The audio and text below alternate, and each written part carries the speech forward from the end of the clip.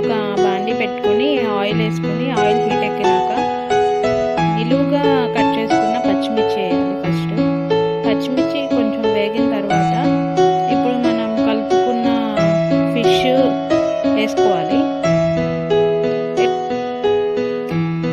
అది కొంచెం ఫ్రై అయిన తర్వాత దానిలో చింతపండు అనేది యాడ్ చేయాలి. చింతపండు పులుసు అనేది యాడ్ చేసుకోవాలి.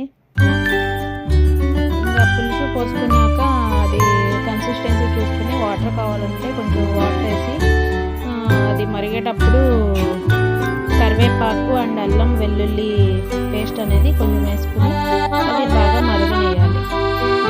బాగా దగ్గరకు వచ్చేదాకా ఉడకనేయాలి. ఇలా చేసుకుంటే ఫిష్ కర్రీ అనేది చాలా టేస్ట్గా ఉంటుంది. ఒక్కసారి ట్రై చేసి చూడండి, మీకే అర్థమవుతుంది.